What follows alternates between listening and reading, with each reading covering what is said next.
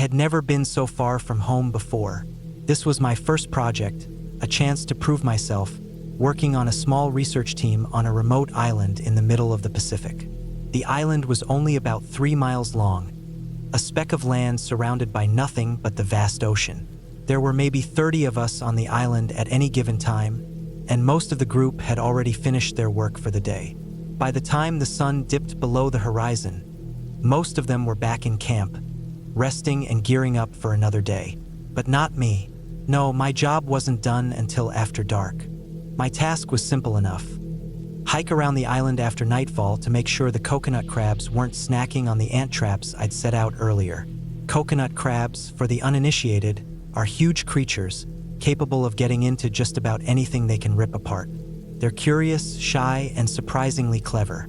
While most people think of them as scavengers, they are smart enough to steal whatever catches their interest and drag it into the jungle to inspect. Ant traps were like gourmet meals to them, and I had to make sure they didn't spoil my research by eating everything I'd left behind. The moon was barely a sliver when I set off into the darkening forest, the thick, damp air clinging to my skin like a second layer. The palm trees were so tall that they seemed to stretch endlessly, their fronds whispering in the wind. The dense canopy above created pockets of shadow, each darker than the last, and I felt a certain unease settle in my stomach. I'd been warned about the wild animals that roamed the island, but I wasn't really afraid of anything specific. Maybe a snake or one of those crabs, but nothing out of the ordinary for someone used to working in remote places. The first few minutes of walking were calm. The forest was quiet except for the occasional rustling of a leaf, the faint chirping of crickets, and the distant crash of waves. I adjusted the straps of my headlamp and made sure the small pouch of supplies I'd brought along was securely fastened. My footsteps were muffled by the damp ground, and every now and then, I heard the subtle movement of critters scurrying away from my presence. I paused for a moment to check one of the traps, crouching down and inspecting the small container I'd set. No crabs had gotten to it yet, so I was in the clear, but I could feel something was off. It wasn't a tangible thing, not like the feeling you get when you know someone is watching you, but more like an instinct, like the quiet in the air had changed. Maybe it was just me being paranoid, but I couldn't shake it. That's when I heard it. First, it was so faint that I wasn't sure if I had heard anything at all. A strange, high-pitched sound, like a baby crying. No, not a baby. Something wrong. My blood ran cold as I stood still, trying to locate where the noise was coming from. It wasn't from below, where I expected some animal to be hiding. It came from above. Somewhere far above, in the pitch-black expanse of the night sky. The sound was faint at first, but it was getting closer, louder, the kind of noise that crawls under your skin, making your muscles tense, your heart rate spike. It sounded like a crying baby. No, not exactly like a baby. It was distorted somehow, unnatural, as though something was mimicking it, trying to make itself sound more human, but failing miserably. I looked down at the crab beside me. It had stopped moving, its large pincers hovering in the air as if it, too, could hear it. It tilted its head, and for a moment, I could have sworn it was staring at me with the same wide-eyed, confused expression that I had on my face. My brain scrambled for an explanation, but nothing made sense. Then the noise grew louder still. It was close now, far too close, and that's when the panic hit me. My legs felt like they were locked in place, and my breath came in short, shallow bursts. I looked up again, scanning the empty sky. Nothing. I couldn't see anything above me, no movement, no shape, no bird. But the sound was unmistakable. I turned, not caring about the traps anymore. The only thing that mattered was getting out of there. The palms around me blurred as I ran, my feet pounding the ground, each stride pulling me faster through the jungle.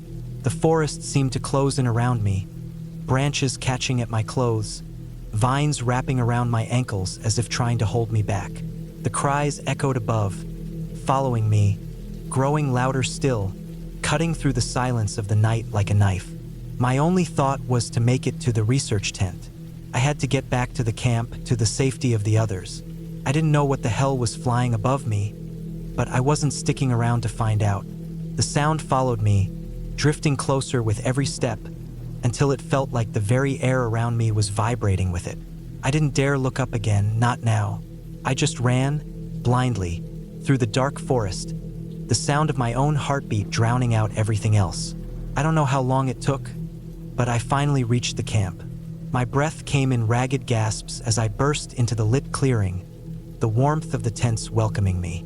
My hands were trembling, my face pale, but I didn't care. I just needed to hear someone else's voice. I found the nearest researcher sitting by the fire, and before I could even catch my breath, the words tumbled out. "Is there a bird that sounds like a flying ghost baby?" The person blinked at me for a moment, clearly confused, and I must have looked like a mess, still out of breath and wide-eyed. But then, as if realizing what I was asking, their face shifted to one of recognition. "Ah, you heard it, huh?" they said with a slight chuckle. "That's a wedge-tailed shearwater." I stared at them for a second, not quite processing what they were saying. A bird? A bird made that noise? But as they explained, it all started to make sense in a horrifying way. The wedge-tailed shearwater is a seabird that nests on the island, and during breeding season, the adults make these bizarre, eerie, high-pitched calls as part of their mating rituals. The sound is often described as a baby crying or a human scream, especially when it's heard in the dark. It's not exactly common knowledge, and I had never heard about it before. The wedge-tailed shearwater, they told me, has adapted to a nocturnal lifestyle, and they tend to be most active during the night. The calls were a natural part of their behavior, but to someone unfamiliar with it, like me in that moment, it was enough to make your blood run cold. The sound was so unnatural, so out of place, that my mind had immediately jumped to the worst possible scenario. I sat down on the ground, trying to calm my racing heart. The tension in my body slowly started to release, but my mind was still reeling. The island, with all its strange, unfamiliar sounds, had a way of making even the most mundane things feel like something out of a horror movie. And as I sat there, listening to the rest of the camp go about their business, I couldn't help but think that the island's secrets were much darker than I'd ever expected. For the rest of the night, I couldn't shake the image of the empty sky above me and the sound of that strange, crying ghost baby that had haunted me through the jungle. Even when I closed my eyes, it echoed in my mind. The wedge-tailed shearwater might have been a simple bird, but in that moment, its cry had sounded like something out of a nightmare. Something that didn't belong in the wild, something that shouldn't be flying above the trees, calling out in the night. It was enough to make anyone question what else might be hiding in the dark corners of the island. I didn't get much sleep that night, but eventually, the sounds of the shearwaters became just another part of the island's strange rhythm. I learned to recognize them eventually, and even though I'd never get used to the eerie quality of their calls, I had to admit, there was a certain comfort in knowing it wasn't something supernatural. It was just a bird making an ancient, eerie sound in the night. But every time I walked the island after dark, I couldn't shake the feeling that something else might be lurking out there in the shadows, waiting for the next fool to wander too far into its domain.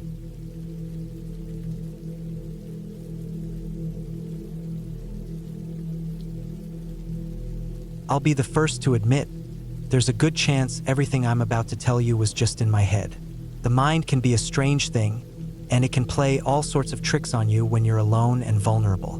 But at the time, it felt real. Too real. And it's something I'll never forget. It was after my dad passed away. My mom and him had a cabin up in Oregon, near Mount Bachelor. The cabin had been in our family for years, a place to get away, to relax, to enjoy the snow in winter and the forest in the summer. But after my dad's death, things changed. My mom couldn't afford to keep the place anymore, and the cabin was up for sale. It was still a couple of weeks before the sale would go through, and the place had been vacant for a while. It felt like the perfect time to get away from everything, clear my head. I'd just come into some money after the inheritance, and everything felt like it was falling apart, so I figured a trip to the cabin would help. I packed my stuff, grabbed my dog, midnight, and drove up in my dad's car, the one he left for me. The drive up was long, and my mind kept going back to everything that had happened. It felt like I was just trying to escape from my life for a little while. When I got there, I noticed how quiet it was. The cabin stood alone, surrounded by thick woods, snow-covered ground stretching out in all directions.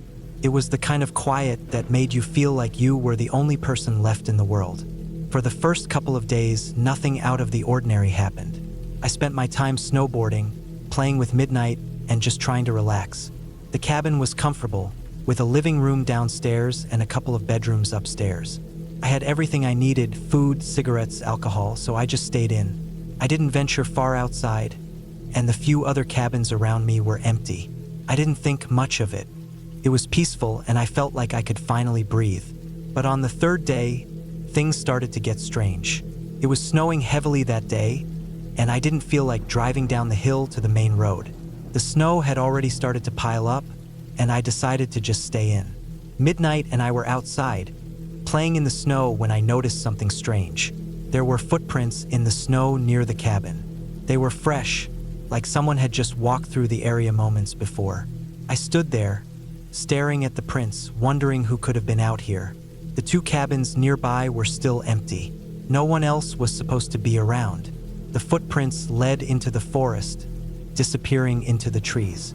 I shook it off, telling myself it could have been someone walking by, or maybe animals. But the thought lingered in the back of my mind. Who would be out here in this weather? That night, things got even stranger. I was lying in bed with Midnight when I noticed him acting weird. His ears perked up, and he got up and ran downstairs to the living room. I stayed quiet, listening, trying to figure out what was going on. Midnight moved around the living room, back and forth. It was like he was trying to find something. After a few minutes, he ran back upstairs, acting like he had to go outside.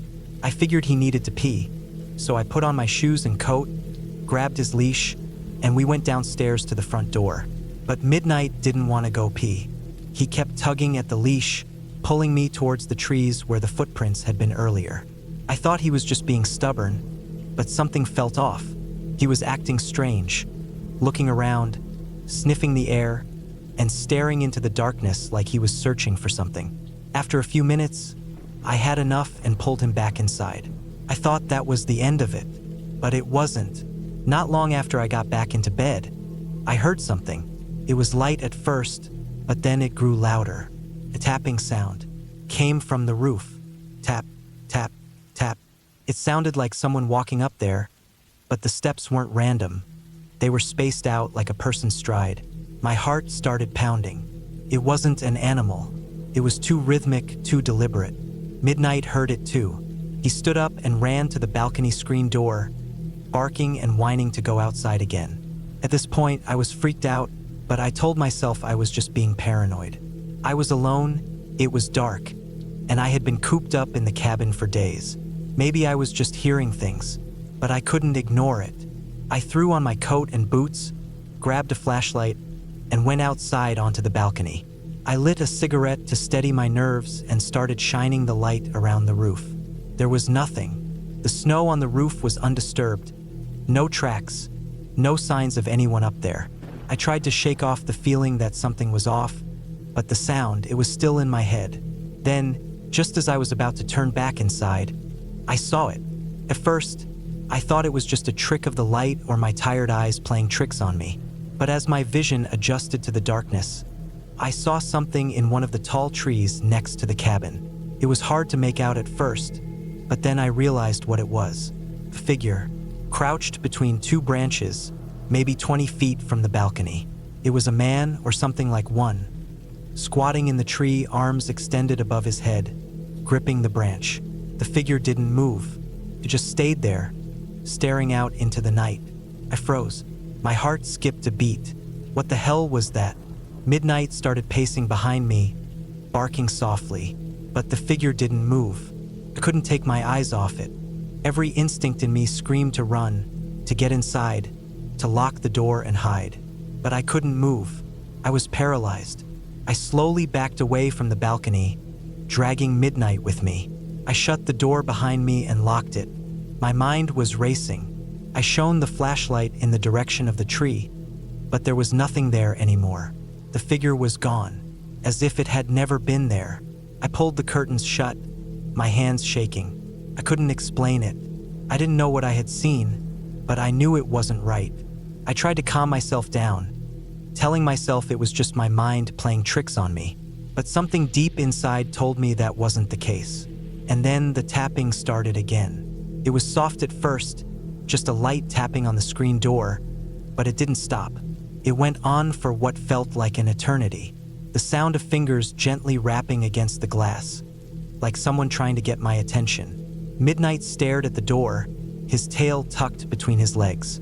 He wouldn't go near it, wouldn't even look at it. But I could feel it deep in my bones. Whoever or whatever was out there was trying to get in. I felt like I was being invited to open the door, but everything in me screamed not to. It was like I could hear my dad's voice in my head, clear as day, telling me to stay inside. Don't open the door. Don't let anyone in. I didn't listen to the tapping. I stayed in bed, curled up under the blankets, holding midnight close. Eventually, I passed out from exhaustion, but sleep didn't come easy. The next morning, everything seemed normal. The tapping had stopped, and the world outside was covered in fresh snow, peaceful, serene. I told myself it was all in my head. It had to be. The rest of the week passed without incident. I spent my time snowboarding, hanging out with Midnight, and just trying to get my life together.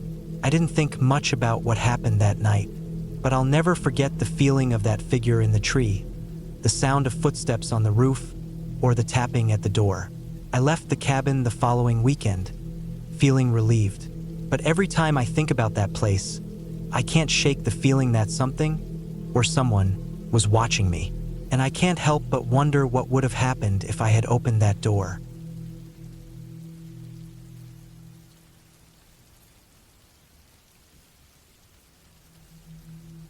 Last summer, I went camping with a few friends in Algonquin Park in Ontario. It's one of those places that really takes your breath away. You know? The kind of natural beauty where everything feels untouched and raw. You pay a fee to rent a site in the park, and then you get to portage as much as you like, finding an empty spot to camp. What's incredible is that none of the sites are close to one another. It's like they've intentionally spaced them out so you feel like you're alone in the wilderness, with only the trees, the animals, and the sounds of the forest to keep you company. The whole place felt wild and isolated, and that's what we wanted. A real back-to-nature experience. We got to our spot by mid-afternoon, unpacked our gear, and started setting up the camp. The sun was high, and the air smelled fresh, a mix of pine and earth, like the forest was alive. We pitched our tents, set up the fire pit, and made sure everything was secured, especially after hearing the warnings about bear sightings in the area. We took the usual precautions. Food away in bear barrels, and we made sure nothing smelled that could attract animals. It wasn't our first time camping, so we knew what we were doing. But still, there was something about the area that made me feel like we weren't alone, like we were being watched. The evening came quick. As the sun dipped behind the trees, the air grew cooler, and the forest came alive with the sounds of crickets, rustling leaves, and the occasional call of an owl. The fire crackled and popped, and we settled in around it, roasting marshmallows and sharing stories. The laughter and the warmth of the flames felt comforting, like we could relax and forget about the worries of the outside world.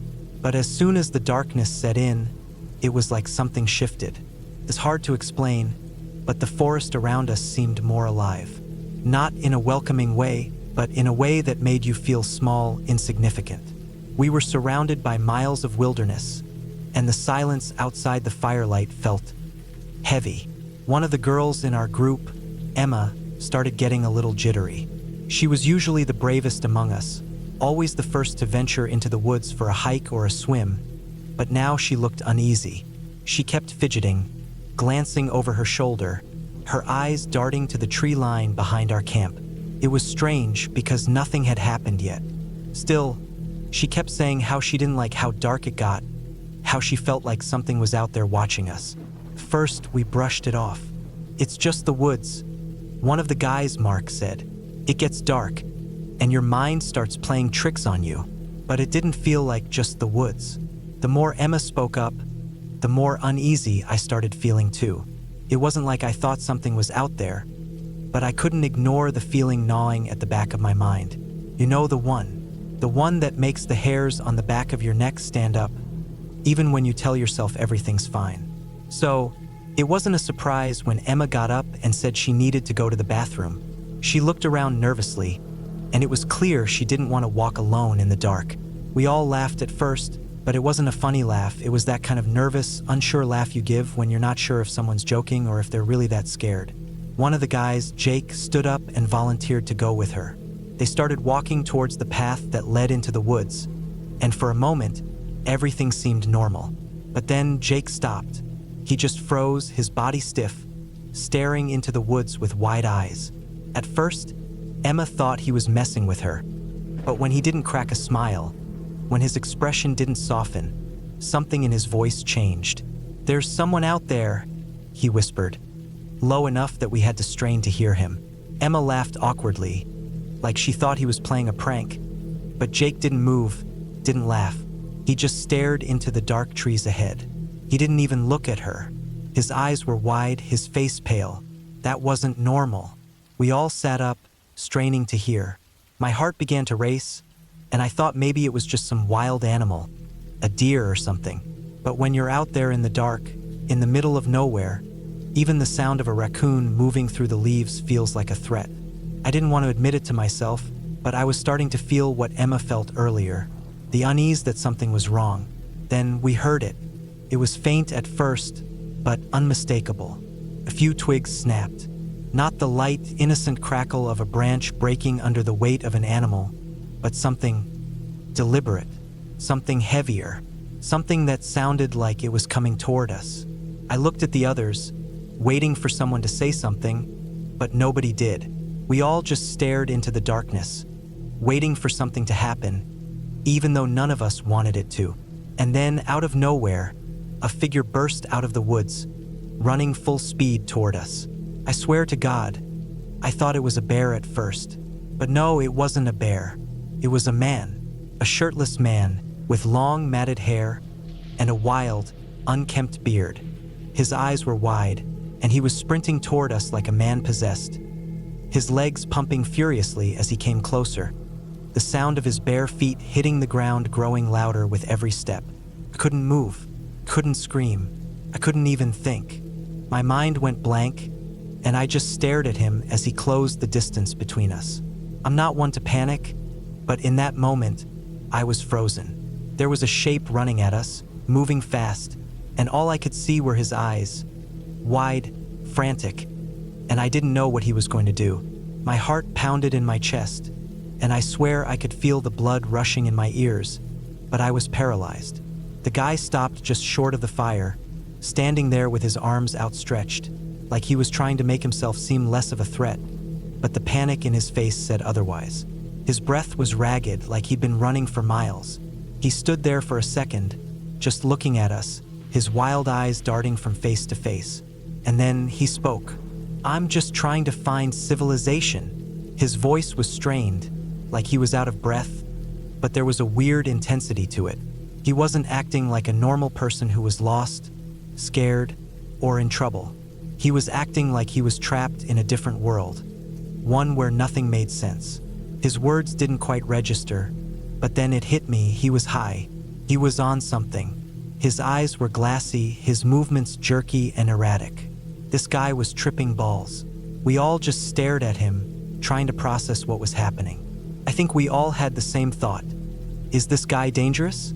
But then I saw Emma's face, and I realized that we were all in the same boat. Nobody knew what the hell was going on. I stood up slowly, my heart still hammering, but I tried to sound calm. "Are you okay?" I asked, but it sounded weak, unsure.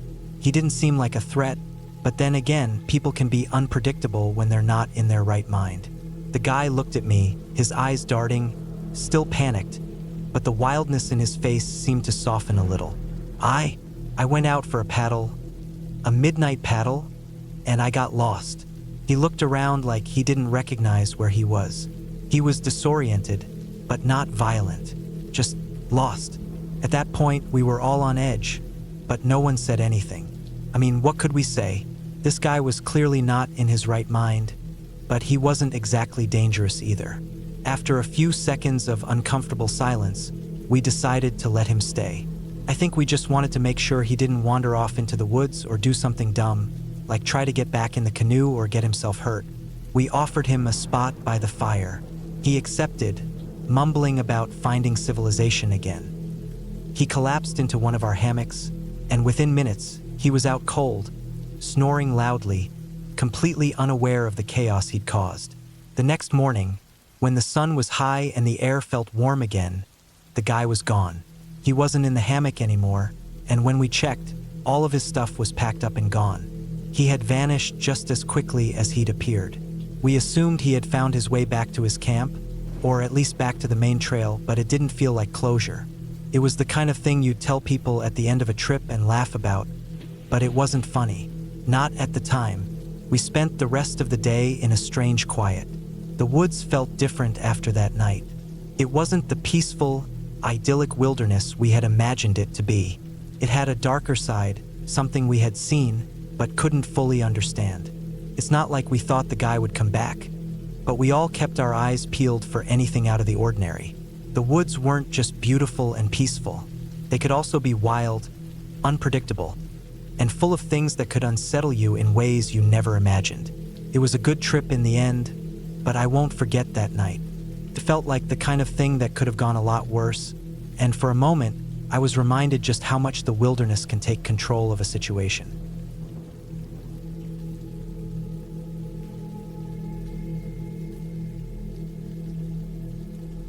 It was just another graveyard shift for Tom, the kind of shift most new officers get stuck with, the hours that no one else wants. He had only been on the force for a few months, still getting his bearings in a city where not much ever seemed to happen. It was quiet, too quiet for his liking, especially working the parks after hours. It was a calm, small town, but there was always something unnerving about being the only one patrolling at 2 a.m. It wasn't like crime was rampant, but the whole vibe was off. Most nights, he'd find a couple of stoners hanging around, their laughter echoing through the swings, or maybe some teenagers sneaking in after curfew. But tonight, it felt different. Tom had drawn a shift at one of the parks he wasn't familiar with. It was near the edge of town, one of those places where the woods started creeping in, the kind of place where if you stood still long enough, it felt like the trees might just swallow you whole. He pulled up in his squad car, the engine humming, the cold air creeping through the vents. It was late. So late that the only thing moving was the occasional breeze rustling through the leaves. He parked by the entrance, grabbed his flashlight, and began his routine check. There was something eerie about this park at night. The streetlights only reached so far, and the woods beyond were thick with darkness. It wasn't just the lack of light. It was the way the trees seemed to loom, casting long, sharp shadows. Tom wasn't one to spook easily, but there was a weight to the air tonight, something that felt wrong. He walked the edge of the woods first, just checking to make sure no one was lingering around. He'd been walking for about 10 minutes when he spotted him. A man, standing on the very edge of the darkness, where the woods met the park. At first, Tom thought maybe it was one of the usual drifters, someone who had wandered in from the nearby roads, just looking for a quiet place to crash. But something felt off. The man was standing completely still, facing away from him. Tom couldn't see his face, only the dark silhouette of his body against the deeper shadows of the woods. Tom did what he'd been trained to do. He called out, "Hey, you there, what are you doing? Come over here now." The man didn't move at first. He just stood there, like he hadn't heard. Tom took a step forward, his boots crunching the gravel beneath him. "Hey!" he shouted again. I said, "Come here." This time, the man turned slowly, and when he did, a chill ran down Tom's spine. The man's face was pale, too pale. He had this strange, twisted smile on his face, something wide and unsettling. It wasn't just a smile. It was almost as if he were enjoying something Tom couldn't see, like some private joke that made no sense. His eyes, however, were what unnerved Tom the most. They were too bright, almost glowing, as if there was something unnatural about him. Then, without warning, the man spun around and dashed into the woods. Tom didn't hesitate. His training kicked in, and before he even thought about it, he was chasing after him. The man was fast, unnervingly fast. Even though Tom was in good shape, an athletic guy who ran marathons in his spare time, he couldn't keep up. The man moved through the woods with a fluidity that Tom couldn't match. Branches snapped beneath his feet as he hurtled over fallen trees, ducking under limbs like some kind of wild animal. It wasn't just speed. It was agility, like the man was one with the woods.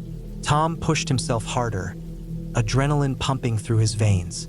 His breathing was ragged, his flashlight swinging wildly as he tried to keep up. Every time he thought he was gaining ground, the man would speed up again, getting farther away. It was like chasing a shadow. The ground was uneven, and Tom could feel his body starting to wear down. His legs burned, his breath came in gasps. But he couldn't stop, he wouldn't. He had a job to do, and this guy wasn't going to get away. Finally, after what felt like an eternity of running, Tom was just a few feet behind the man. His heart was pounding in his chest, his legs aching from the constant strain. They were deep in the woods now, far away from the park. The trees had closed in around them, and Tom could barely see more than a few feet in front of him. But still, the man moved as though he belonged there, weaving through the trees with an ease that seemed impossible. Then, just as Tom was about to close the gap, the man stopped. He turned and flashed that same sickening smile at him. Tom slowed, his gun now gripped tightly in his hand. He tried to catch his breath, yelling once more, "Stop! I'll shoot!" But the man didn't listen. Instead, with a sudden burst of speed, he shot off again, disappearing into the thick woods like a shadow dissolving in the night. Tom didn't hesitate. He pushed forward, gritting his teeth as he ran harder. The clearing ahead was faintly visible in the distance, a patch of moonlight cutting through the canopy above. The man had to be there. This time, Tom wouldn't let him slip away. As he made it into the clearing, his breath was ragged. His muscles were on fire. And then, just like that, the man was gone. 1 second, he was there, smiling, watching Tom like he was some kind of game. The next, nothing. Tom's heart dropped.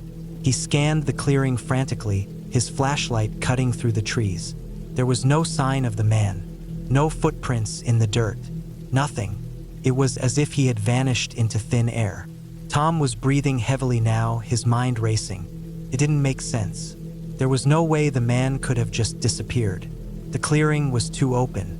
He couldn't have hidden, not with the way Tom had been closing in on him.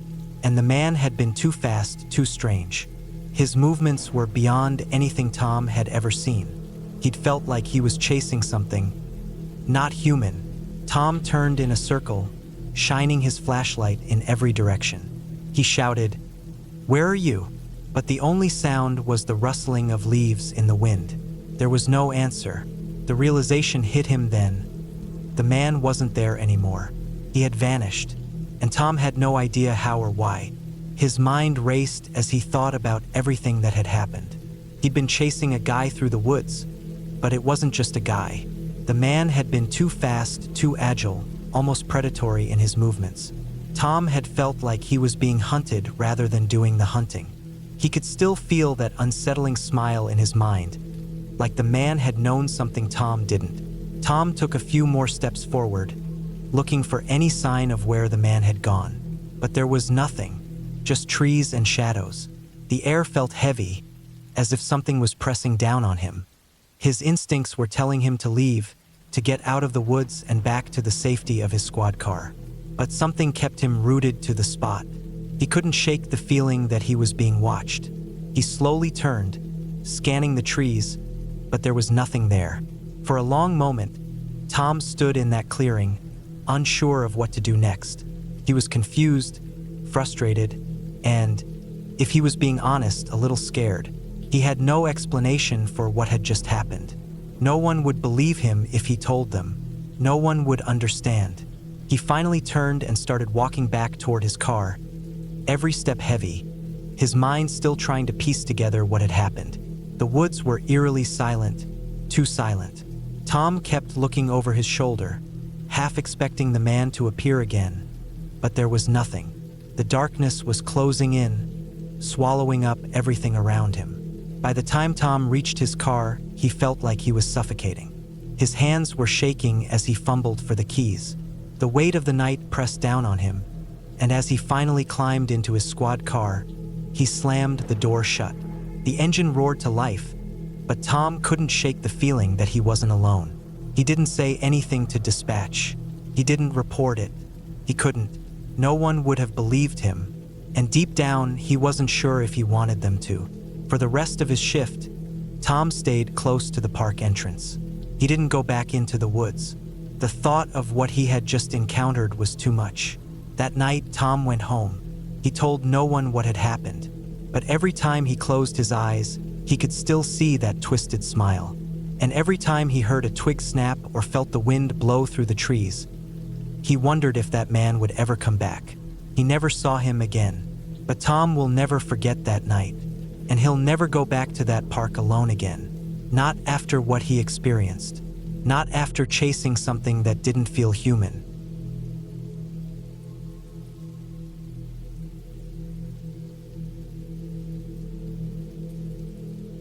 It started as a simple idea, a hiking date. She was adventurous, and so was I. We had both spent some time in the outdoors, but this was different. The Sequoia National Park was a place I had always wanted to explore, and she seemed to have the same enthusiasm. We thought it would be an easy hike, just a way to spend some time together and get a little exercise. Turned into something much darker, something neither of us had ever imagined. We started off early in the morning. The air was crisp, the kind of fresh that fills your lungs and makes you feel alive. There were only a few other cars parked near the trailhead, which should have been a warning sign. Sequoia is not a place to take lightly, especially when you get off the main paths. But at the time, I didn't think much of it. We were young and carefree, and the adventure was the thing we were after. The trail was beautiful at first. The towering sequoias loomed above us like ancient giants, their bark rough and craggy. I kept glancing over at her, watching how the sunlight danced through the trees and lit up her face. She looked happy, carefree, just like me. We didn't have a map, and we hadn't really done any research. We just followed the path, thinking it would loop around and take us back to the car. As we ventured deeper, we talked about life, dreams, and the things that made us smile. But somewhere along the way, the trail started to fade. We didn't notice at first. We were just talking, enjoying the silence of the woods. But then the trees started to thin, and the path didn't seem as clear. We figured it was just a short detour, so we pressed on. When we realized we were lost, the sun was already beginning to set. First, we didn't panic. We thought, no big deal. We could backtrack, find the trail again, and make it out before it got dark. But then it got colder. The temperature dropped fast, and the landscape started to look more unfamiliar. We stopped, tried to retrace our steps, but it was like the forest was playing tricks on us. Every direction seemed the same, just more trees, more cliffs, more rocks. The farther we went, the more we started to feel the weight of our situation. We didn't have a GPS, no real plan, and no real idea of how far we had strayed from the main trail. The only thing we had was each other, and that seemed both comforting and terrifying at the same time. We had no cell service, and as the sun dipped behind the trees, I began to feel the full weight of the isolation. We finally found a flat spot to sit down and try to figure out what to do. It was too cold to stay still for long, and neither of us had packed for this kind of hike. The girl, her name was Emily, had a light jacket, and I only had a hoodie. We didn't have any food. The water we had was almost gone. The worst part, we had no idea where we were or how we were going to get out. Nightfall came quickly, and the temperature dropped even further. We huddled together, trying to keep warm, but it was no use. The cold seeped into my bones, and I could feel Emily shivering beside me. We tried to sleep, but every time we dozed off, our bodies would shiver so violently that we woke up, the coldness so deep that it seemed to cut right through us. And it wasn't just the cold. The whole forest felt alive in a way that was unsettling. Every crack of a branch, every rustling leaf felt amplified in the stillness. At some point, we heard something, an animal, maybe a bear, maybe something else. Couldn't tell. The thought of bears in the area made my heart race. We didn't have any weapons, nothing to defend ourselves with. Emily whispered that she was scared, and I was too, but we both tried to stay calm. I kept telling myself that we'd get out of this. There had to be a way. We had to hold on. By the second day, we were both exhausted.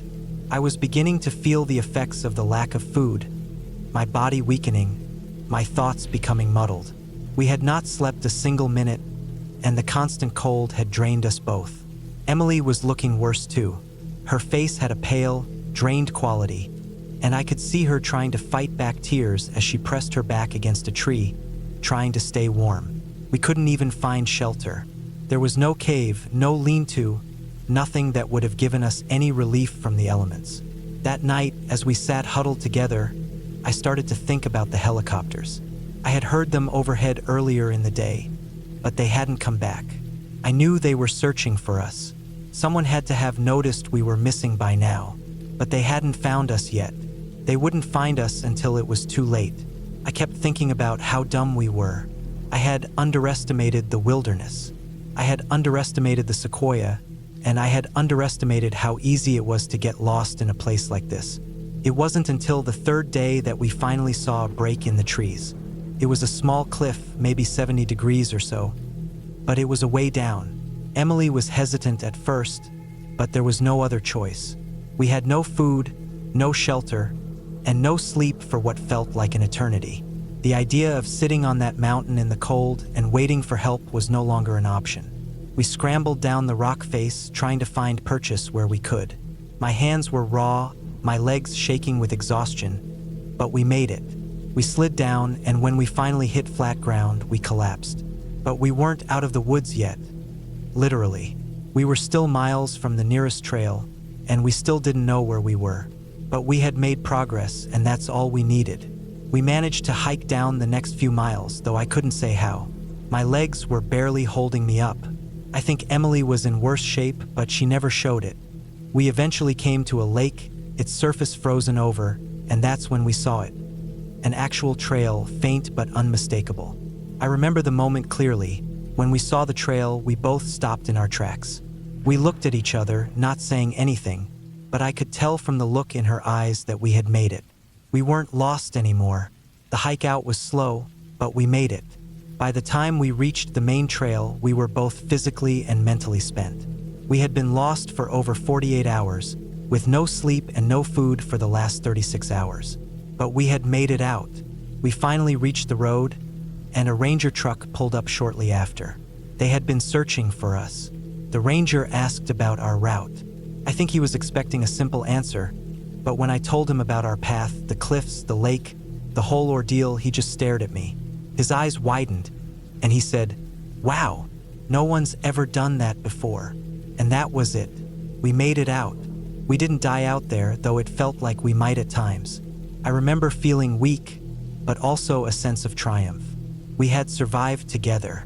We had made it through the wilderness, and we were both still standing. That was the moment I realized how much I cared for Emily.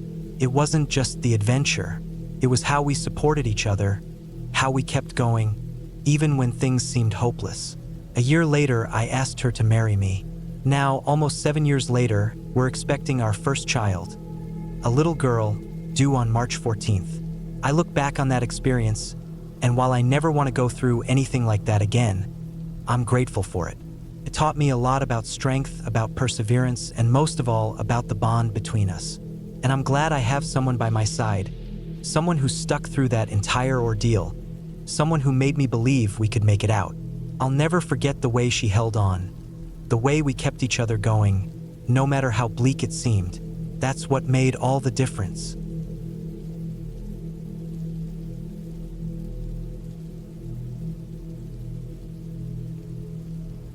It was supposed to be a typical camping trip. A bunch of us, just a group of Boy Scouts, out in the northern woods of Sweden, far from civilization. We'd been on the boat all day, traveling across the cold, dark waters of the archipelago, looking forward to setting up camp on some secluded island, the kind of place you'd expect to be totally alone. The sun hung low as we arrived. It was summer, but up north, the days stretch on forever, and the night never really seems to fall. Still, as we anchored the boat and began unloading, we knew it was getting late. The air was already cool, and the stillness of the island was unsettling. The trees around us were thick, stretching high into the sky, their shadows growing longer by the minute. It was the kind of place where the only sound was the rustling of leaves in the wind and the occasional squawk of a bird. The plan was simple: find firewood, set up camp, and cook our dinner. Nothing too complicated. I was one of 6 scouts, all in their late teens, all eager to prove they could handle a few days out in the wilderness. We divided into pairs to search the forest for wood. It wasn't a large island, but it was dense with trees, and the further you went, the harder it became to see. The thick underbrush made it feel like you were walking in a tunnel, and as the evening wore on, the sky above us began to dim. We stayed close, constantly talking to orient ourselves, calling out to one another to make sure we didn't get lost. You couldn't see more than a meter in front of you. The trees were too thick, the ground uneven. You couldn't really see the sun setting, just the fading light. There was no point in staying silent. Silence made the place feel wrong, as if something was watching us. I didn't think much of it at first, just part of the usual routine. But as we continued to gather wood, I started noticing something strange. Every time I called out to my partner or heard someone else call out to theirs, there was an extra voice. At first, I chalked it up to one of the guys messing around, trying to spook the others, but when it kept happening, I couldn't ignore it anymore. There were 6 of us, and yet I could swear I was hearing a 7th voice. Not a whisper, but clear enough to be recognized. Each time I'd call out, "Anyone nearby?" or "Over here," there'd be another voice, someone I didn't recognize. Not anyone from our group. It wasn't just me either. The others were hearing it too. First, we shrugged it off. Maybe someone had wandered over from another island or was on the boat, messing with us. But the island was tiny, and the boat was securely anchored. There were no other boats anywhere around, and no other campers. We were alone. We carried on, splitting into pairs, moving further into the trees, gathering what we could. But the voices kept up. Every time I turned around, I could hear someone else calling out. Not from anyone in our group, but from somewhere deeper in the woods. The calls sounded like the others, but slightly off, a little too distant. Sometimes they echoed unnaturally, as if the forest itself was throwing the sound back at us, twisting it. "Did you hear that?" my partner, Carl, asked. His voice was tight with unease. I glanced at him, and he was staring into the darkness, his hands clutching the pile of wood we'd gathered. "Yeah," I said, my stomach nodding. "It's just the trees, I guess. Something weird about the sound here." But the more we listened, the more unsettling it became. The 7th voice was never far behind. It was never the same voice either. Sometimes it sounded like a young boy, sometimes an older man, sometimes a woman. Each time it called from a different direction, always faint, always just beyond the edge of the trees. But it was always there. When we returned to the campsite, I could see that the others were unsettled too. We were all speaking in hushed tones, and the fire we built crackled, casting flickering shadows across the group. "It's just the wind," Matt said, though he didn't sound convinced. Matt was one of the older guys, always the one to keep everyone calm. But even he was looking over his shoulder now, eyes scanning the surrounding woods. "We should be careful," Stefan said, his voice strained. "I've heard about things like this. Sometimes the woods play tricks on you. I think we're not alone out here." I thought he was joking at first, but there was something in his eyes that made me hesitate. We were in the middle of nowhere, surrounded by nothing but thick forest and water. No one had any reason to be out here, but the voices kept coming, and not just from the trees. The sounds seemed to be following us. When we sat down to eat, we could hear them clearly now, echoing off the trees like a chorus of lost souls. There was no rhythm to the voices, no pattern. Each call was different from the last, as if the woods themselves were alive with whispers. We didn't sleep that night. We couldn't. Each time we closed our eyes, we could hear the voices, echoing faintly through the trees, growing louder and clearer. At one point, I heard someone who sounded very close, saying, "Go home." It wasn't loud, just a quiet murmur, but it sent a cold chill through me. By the time morning finally came, None of us had slept. We were all on edge, exhausted, and the fear that had settled in our chests didn't ease with the first light of dawn. We packed up quickly, moving in silence, barely speaking as we gathered our things and prepared to leave. But as we walked back to the boat, I noticed something else. The voices were still there, following us, just out of reach. They weren't as clear now, but I could still hear them, drifting through the trees. I kept glancing over my shoulder, half expecting to see someone there, but there was nothing. The island was empty. It always had been. When we finally made it back to the boat, there was a strange, almost eerie sense of relief. The moment we stepped onto the boat, the voices stopped. Not abruptly, but they faded. By the time we were halfway back across the water, I couldn't hear them anymore. We didn't talk about it. No one spoke a word during the trip back, and when we arrived at the dock, we scattered. The trip, which had begun with excitement and laughter, ended in quiet unease. There was nothing to explain what had happened. No logical reason for the voices, no clear answer as to why they had followed us. I didn't tell anyone else about it. Not for a long time. What would I say? That we were haunted by something we couldn't explain? But I think about it sometimes. I think about the voices that followed us on that lonely island, and I wonder if they were real, or if it was just the forest playing tricks on us, using the wind and the trees to weave something unnatural into our minds. Whatever it was, I'm just glad it ended when we left. It's been years, and sometimes when I'm in the woods, I still feel that same uneasy silence. But I know one thing for sure. There was something on that island with us, something that wasn't supposed to be there, and I don't think it ever really left.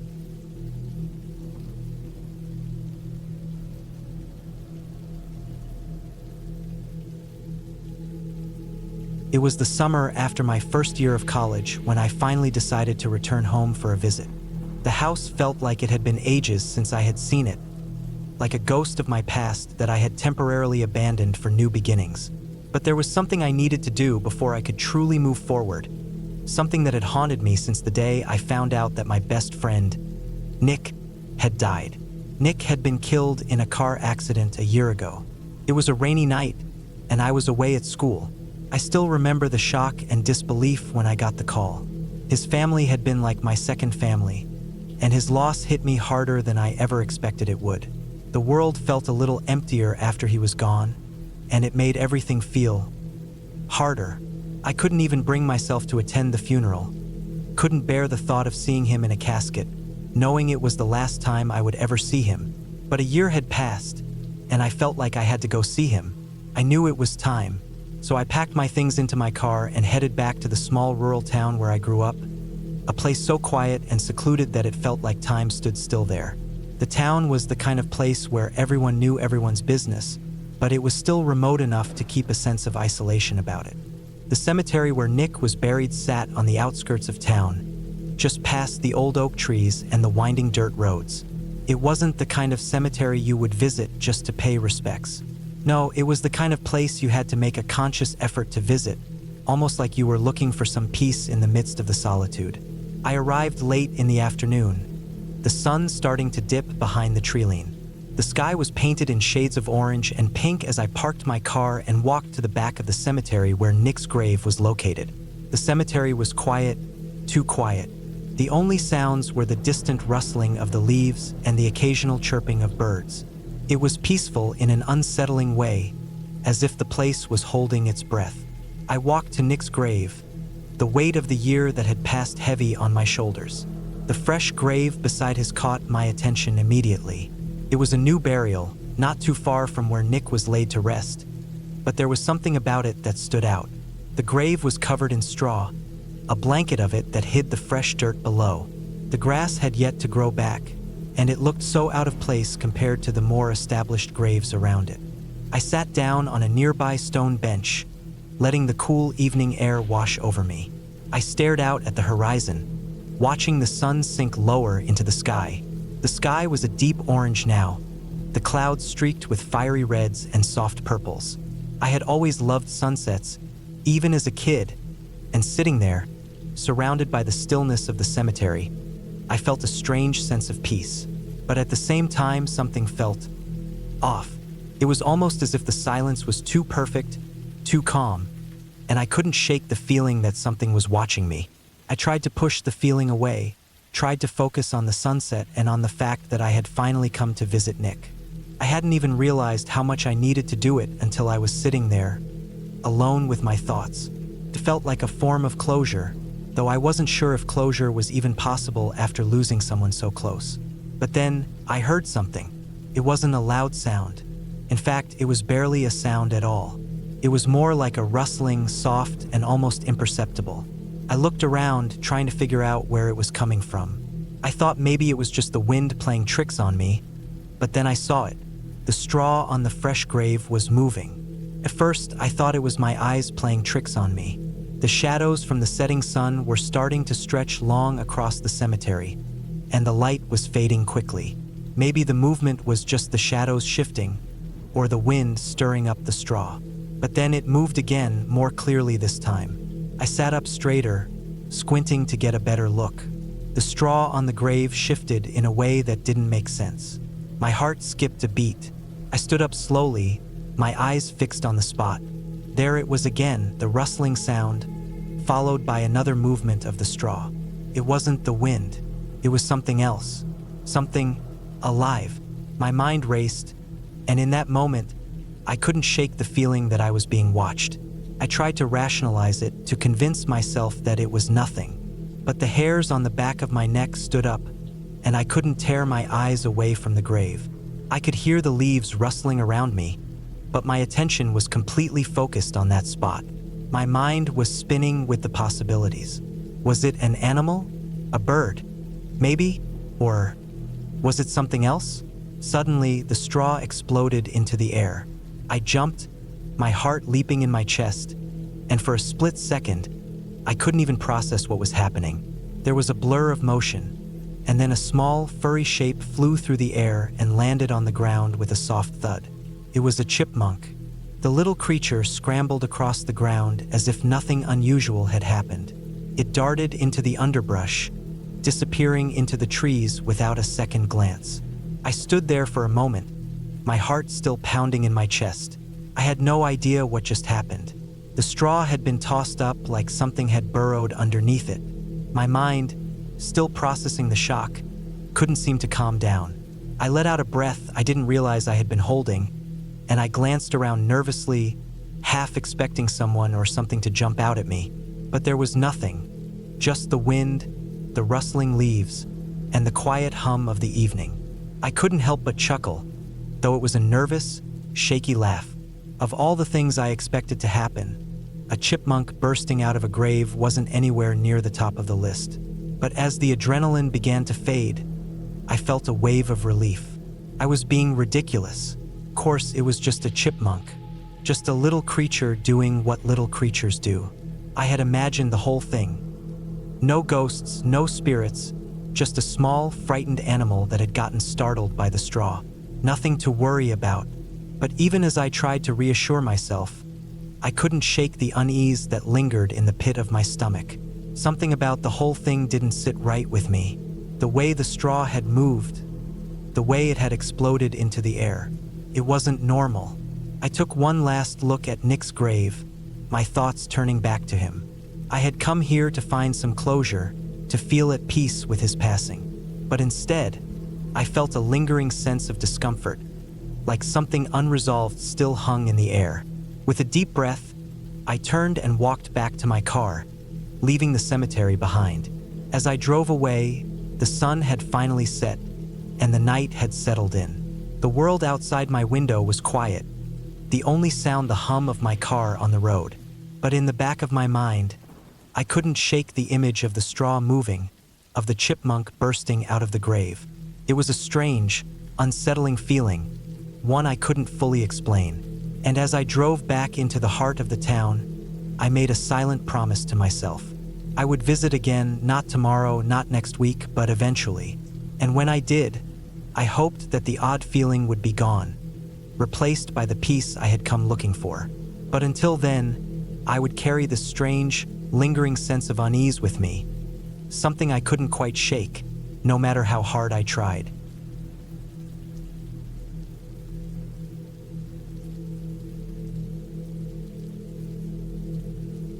I sat quietly in the deer stand, the air cool against my skin as I leaned back, letting the solitude of the woods wash over me.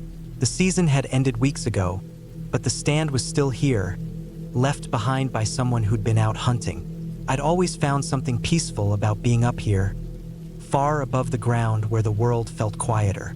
I didn't have much of a reason to be in the stand that day other than to relax, taking a moment to watch the wildlife around me as the afternoon sun drifted across the sky. The woods were alive with movement. Birds chirped, squirrels chattered in the distance, and I could hear the rustling of leaves as the wind played with the branches. The smell of pine was thick in the air, grounding me in the moment, making me feel like I was part of something much bigger. Time seemed to stretch as I watched the landscape. I had no particular plans, no need to rush. It was just me, the stand, and the woods. I wasn't expecting anything to go wrong. I never do. The sun had started to lower when I finally decided I'd had enough of being up there. I wasn't in any real hurry, but the evening was creeping in, and I had a few things to do before it got too dark. The climb down was always a bit of a gamble, especially when you were as lazy as I was about it. Most people take the descent seriously, carefully testing each step and gripping the ladder rungs with both hands. I didn't think much about it though. Figured I had it down pat. I shifted my weight and stood, grabbing hold of the ladder's metal rungs. They were cold against my fingers, the only sound the occasional creak of the wood beneath me. As I took the first step down, something unexpected happened. My foot slipped. It wasn't much, just a little misstep, but it was enough. My heart raced as I felt the balance shift beneath me. I reached out instinctively, trying to grab hold of something, anything, but my hand met nothing but empty air. My other foot came loose too, and I was falling. I remember the sickening rush of wind as I plummeted. The world spun wildly, the ground coming up far too fast. My stomach lurched as I twisted midair, trying to correct myself. Then wham! My neck hit something hard, a thick, sturdy branch before the world went black. When I came to, everything was wrong. I didn't know how much time had passed. The last thing I remembered was falling, and then nothing. The sky was dark above me now, the sun gone completely. My head was pounding in a way that felt like my skull was being squeezed. I blinked, trying to focus, but everything was blurry at first. I tried to sit up, but the pain in my neck made me gasp.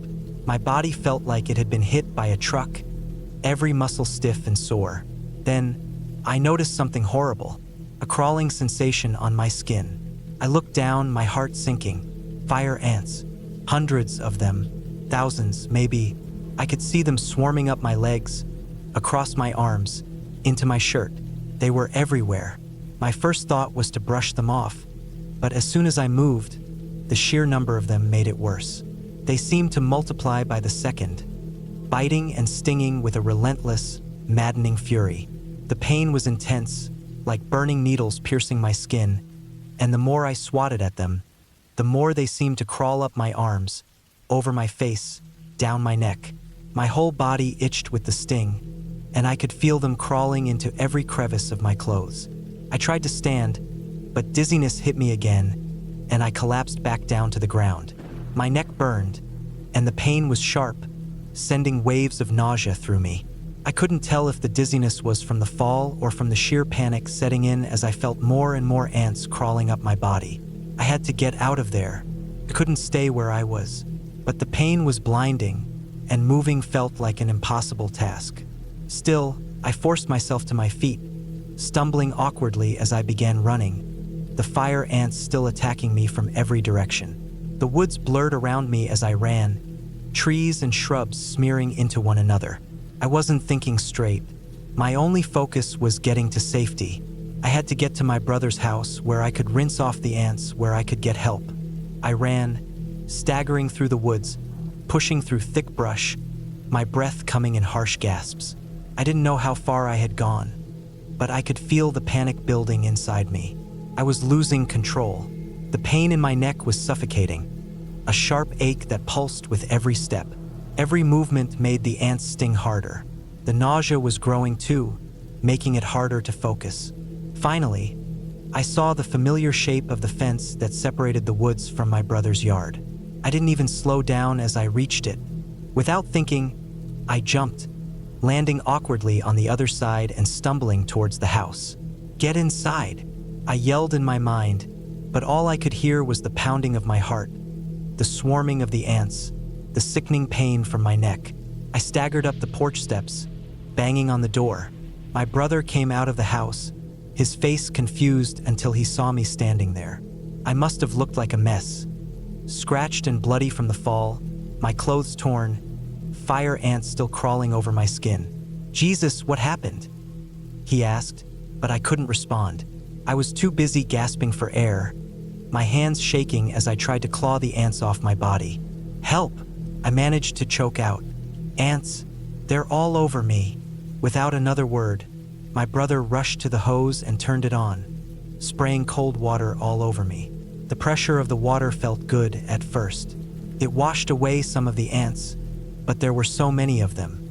My body still burned, stung everywhere. I could feel them creeping up my arms and legs, more of them swarming, but the steady stream of water helped wash a few away. I was still shaking, couldn't stop.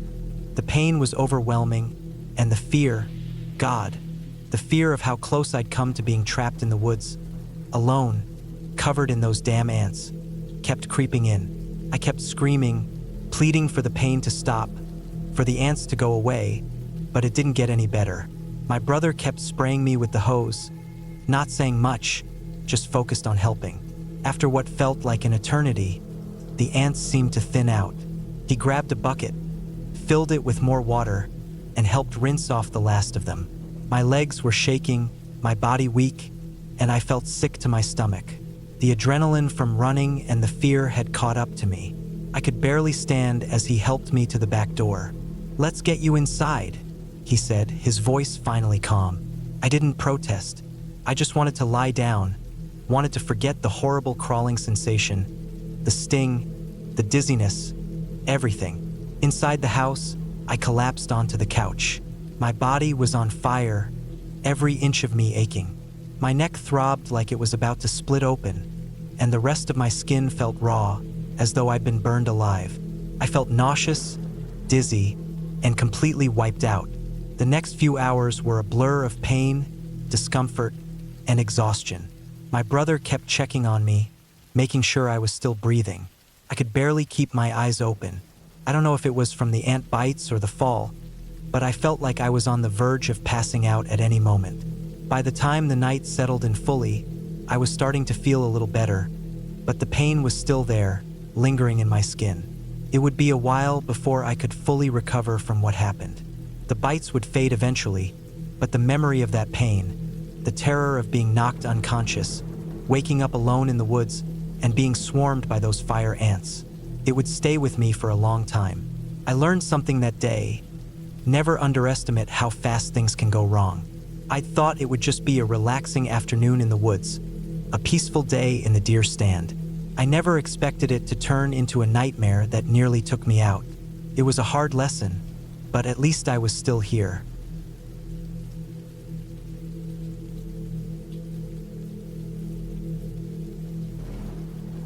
We had been looking forward to this trip for months, a weekend camping in the Colorado backcountry. The plan was simple: get away from everything, breathe some fresh air, and have an adventure. My ex-girlfriend and I were both outdoor enthusiasts, and even though we'd been together for a few years, it felt like we were still learning new things about each other during trips like this. It was just going to be us, the mountains, and the wilderness. We packed everything we needed into our backpacks: sleeping bags, a small tent, food, and a bottle of wine, of course. We set out in the morning, hiking along the rugged trails, enjoying the sound of our boots crunching on the dirt and the trees whispering in the wind. There was something calming about being in the wilderness, the world slowing down, the busy, noisy life we both led seeming miles away. By late afternoon, we found the perfect spot to set up camp. There was a small clearing near a creek, a flat area where we could pitch the tent and be close enough to the water to hear the rush of it all night. The sun was beginning to dip below the mountain peaks, and the sky started to change into soft pinks and oranges. We got to work setting up the tent, and once that was done, we gathered some firewood. Sitting by the fire, we roasted marshmallows and talked about everything and nothing. The kind of simple conversation you can only have when you're far from everything that usually occupies your mind. We laughed, reminisced about past trips, and shared little moments that I'll always remember. It was the kind of peace I needed, the kind I always loved about being in the mountains. As the night wore on, the temperature dropped, and the fire started to die down. We bundled up in our sleeping bags inside the tent and fell asleep to the sound of the rain starting to fall. It was a gentle drizzle at first, a peaceful rhythm tapping on the tent's fabric. The smell of wet earth filled the air, and it felt perfect, like the whole world was slowing down with us. But then, in the middle of the night, something woke me up. It wasn't the rain. It wasn't the usual sounds of the forest either. It was a rustling sound, low and deliberate, like something was moving around outside our tent. I lay there, wide awake, listening carefully. The noise stopped for a moment, and I thought it might be the wind. But then there was another sound, faint but unmistakable. A tugging noise, something pulling at the tent skylines. My heart rate kicked up. I knew we were far from other campers, and I couldn't think of any wild animal that would mess with our tent this late. Maybe a bear? My mind raced, and I wasn't sure whether I was overthinking it or if we were truly in danger. I reached over to my ex, but she was still fast asleep, her breathing deep and steady. I quietly reached for the knife I'd brought with me. It was a small folding knife, nothing big, but it gave me a little comfort. Then, I grabbed the flashlight that was next to me and switched it on, the beam slicing through the darkness of the tent. The rain on the fabric above made it hard to hear any other sounds, but I could still make out that weird tugging, followed by what sounded like scratching.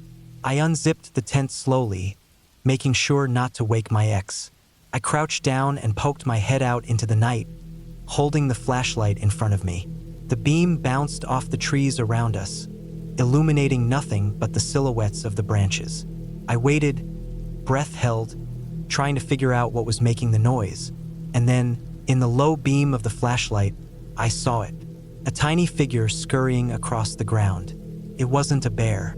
It wasn't a mountain lion. It was a squirrel. A small, fuzzy, harmless squirrel. Its little claws scraping against the ground as it nibbled on the tent sky lines. I felt my shoulders slump with relief, my heart still pounding in my chest, but with far less fear than before. That squirrel had been the cause of all my anxiety. The noise that had sounded like something big and terrifying was just a small creature with a huge sense of curiosity. I stood there for a moment, staring at the little creature, both amused and slightly embarrassed for overreacting.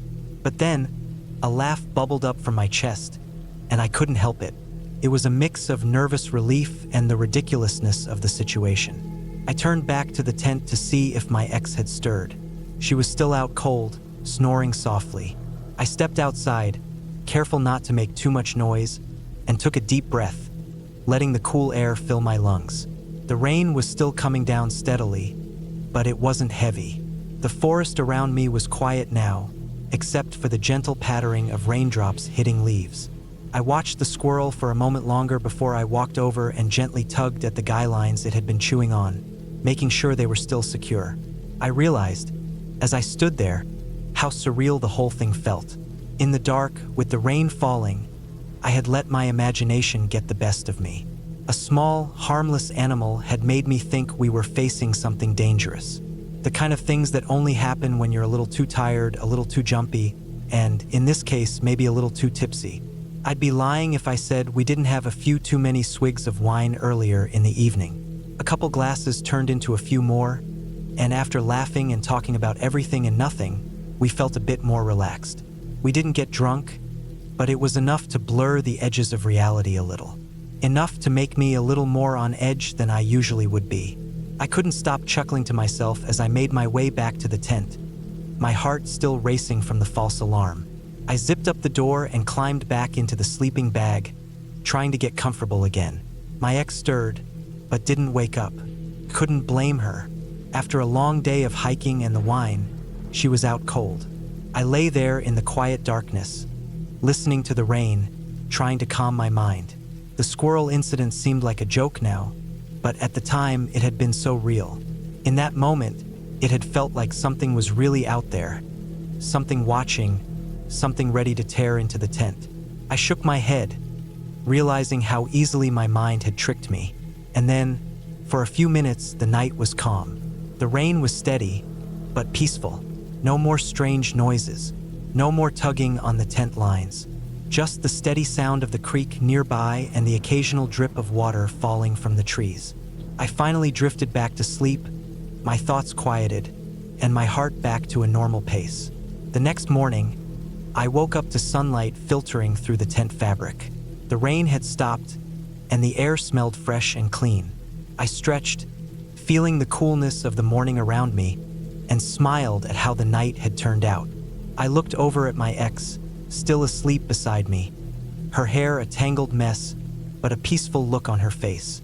The squirrel didn't come back, and as I sat up and started packing things away, I couldn't help but laugh at how my imagination had gotten the best of me. Sometimes the mind can turn the most innocent things into something terrifying, and that night, I let it get to me. As we packed up and began hiking out, the mountains standing tall around us, I felt grateful for the adventure, for the peaceful moments, and for the reminder that sometimes the scariest things in the woods aren't bears or mountain lions. They're just the things we imagine when the world goes quiet. By the time we got back to the trailhead, the sun was high in the sky, and the day felt full of promise. We didn't talk much about the incident, and I didn't really need to. It was one of those things that, in hindsight, felt kind of silly. But in the moment, it had been real, and that was enough to make it memorable. As we drove away, I couldn't help but smile.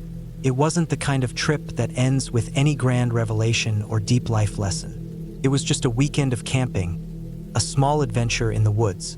But in the end, it was the kind of adventure that taught me to trust the simple things.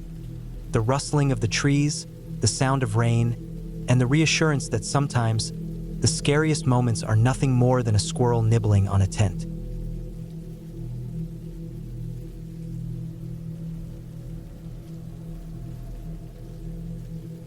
When I was little, my family decided to go camping in the Upper Peninsula of Michigan. I must have been around 9 or 10, not too young to know better, but still too young to fully understand the dangers of the woods. My parents were excited about getting away for the weekend, and the rest of us were just happy for the adventure. It was a typical camping trip.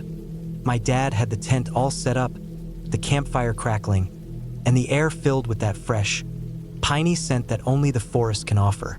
We were in one of those deep, quiet parts of the forest, far from the touristy spots where people gather. The kind of place where you'd see a trail but no other cars around. The kind of place where, if you're lucky, you might spot a deer or a bobcat in the distance, but mostly, you just hear the wind in the trees and the soft chirp of crickets. That night, after we had eaten our hot dogs and roasted marshmallows, we all settled into our respective tents. My parents were in one, and my siblings and I were in the other. I shared the tent with my younger brother and sister, and I was the oldest, so I felt somewhat responsible for them. We all settled in for the night, and the sound of the woods outside seemed to lull us to sleep. I remember waking up around midnight. It wasn't that I heard anything that startled me, but more like I had simply opened my eyes. The dark was thick around us, and the tent was quiet. It was one of those nights where everything seemed still. No rustling in the leaves, no distant calls from owls or coyotes, just the soft, steady breathing of my siblings beside me. But then, after a few moments, I heard something. First, it was so soft I thought it was just the wind, a faint, scratching sound, almost like something was dragging its claws against the fabric of the tent. It was barely noticeable at first, just a faint scrape. I rolled over, trying to brush it off as nothing, but then the scratching came again. This time it was louder, more deliberate, more persistent. I stayed still, my heart suddenly pounding in my chest. The sound was too close to ignore. I felt like something or someone was trying to get inside. The thought was ridiculous, of course. It had to be an animal, I told myself. A raccoon, maybe, or a squirrel. But even as I tried to convince myself of that, I could feel the fear building up in my chest. The scratching grew louder still. It sounded like whatever it was pacing around the tent, dragging its claws along the fabric, scratching in slow, deliberate motions. There was no mistaking it now.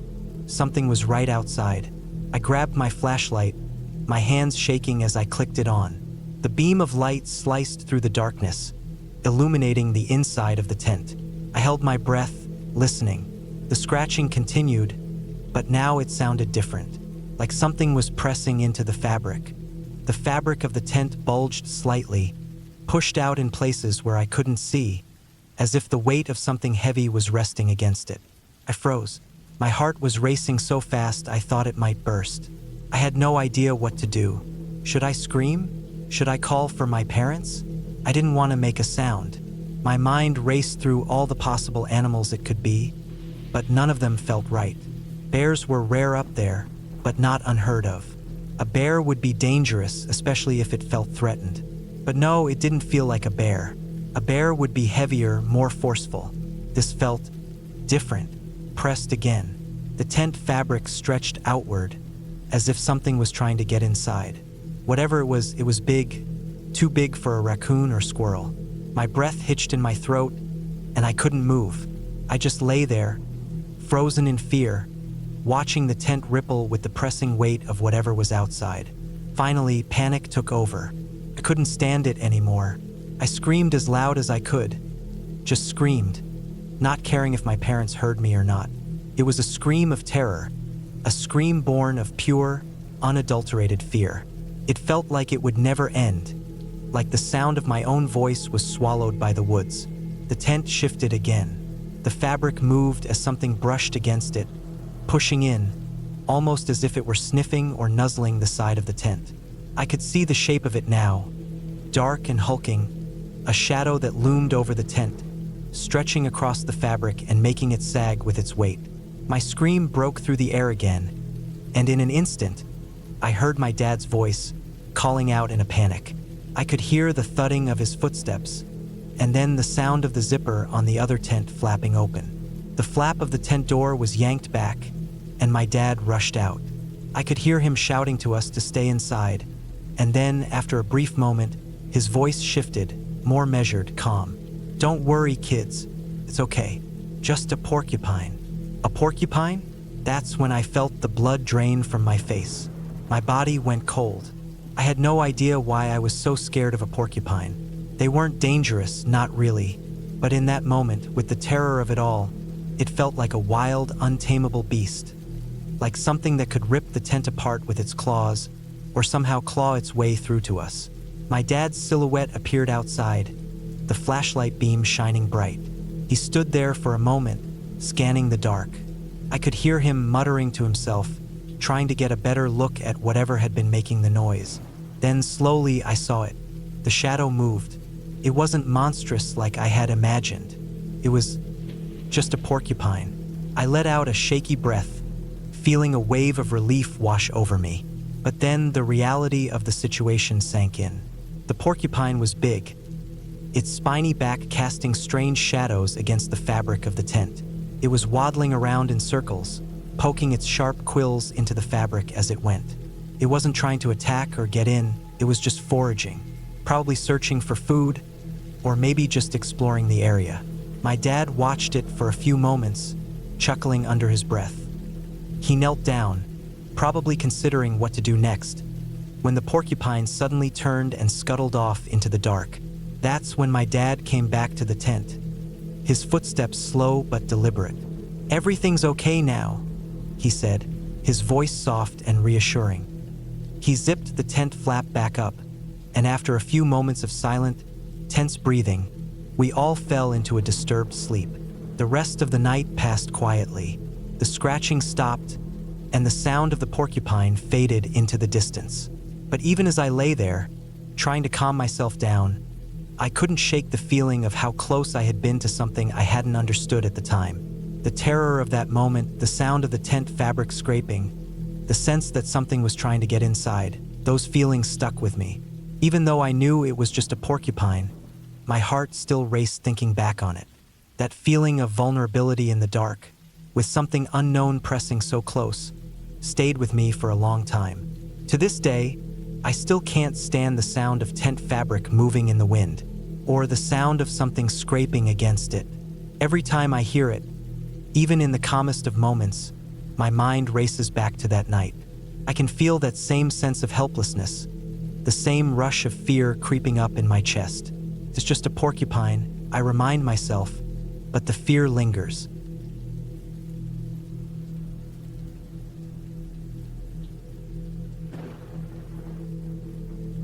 The night had been calm, a little too calm if I'm being honest. My girlfriend and I had decided to go camping in Wyoming, a spot we picked because it was off the beaten path, quiet and secluded. We had read that the area was known for its wildlife, particularly bears, but honestly, we weren't too concerned about it. Bears seemed like something that happened in other places, not here, not to us. It had been a long day of setting up camp, cooking dinner, and sitting around the fire, laughing and telling stories. The evening sky was turning a deep blue, stars starting to pierce through the fading light, and the cool mountain air was beginning to creep in as the sun dipped below the horizon. We were nestled in the middle of a dense patch of woods, the ground soft and spongy beneath our sleeping bags. The trees loomed like silent sentinels around us, and the sounds of the night felt a little too quiet, a little too still. There was a distant rustling, but it was normal, I told myself. Wind through the leaves, maybe some small critter moving about. No big deal. After we had gone to bed, the usual nighttime sounds of the forest surrounded us. The gentle rustling of the wind through the trees, the soft chirping of crickets, and the occasional hoot of an owl. It was peaceful. We were cozy in the tent, wrapped up in our sleeping bags, trying to fall asleep after a long day. It had been a good day, we were both happy. But now, as the hours stretched on, something felt off. It's hard to explain. Really, it wasn't one thing in particular, but the air felt different. There was a strange weight to the quiet, a sense of being watched, though the tent walls provided some comfort. Then it came. At first, it was the faintest of sounds, a soft thump, almost like a footfall, followed by the rustling of something heavy brushing against the leaves. I froze, trying to process the noise. My heart picked up a little. Was that a bear? It had to be, right? I'd read about the bears in these woods. We were supposed to be cautious, make noise if we had to, keep food locked up. We'd done all that, but now, hearing the unmistakable sound of something large moving around the camp, my stomach twisted into a knot. Did you hear that? I whispered to my girlfriend, my voice barely audible in the dark. She didn't respond immediately, but I could feel her shift beside me. The silence stretched between us. Then I heard it again. This time it was closer, so much closer. The sound of something large dragging against the ground, branches snapping, the unmistakable huff of something sniffing the air. My heart pounded harder now. The breath I'd been holding escaped in a sharp, shallow exhale. I could hear my girlfriend breathing beside me, her soft, shallow breaths almost as panicked as mine. I turned toward her, my eyes wide in the dark. "We're just being paranoid," I whispered, though even as I said the words, I didn't believe them. We both knew the truth. Someone was out there. The noises grew louder. It wasn't just one animal anymore either. It was like a group of them, moving in the darkness, circling the tent. A rustling, followed by another thump, then more deep sniffs. My eyes darted to the walls of the tent, my ears straining to catch every sound. Whatever it was close, too close. Then the worst happened. Something large and heavy brushed up against the side of the tent. The fabric pressed inward, the shape of something massive pushing against it.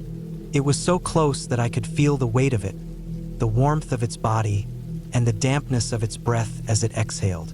I froze, holding my breath, my mind racing through a million thoughts. Bears don't just rub against tents, right? But the sniffing, the heavy breathing, the rustling, it had to be a bear. It had to be. My girlfriend's hand found mine, cold and trembling. I squeezed it back, trying to reassure her, but the truth was, I was just as scared as she was. I wanted to say something, to tell her it was going to be okay, but I couldn't form the words.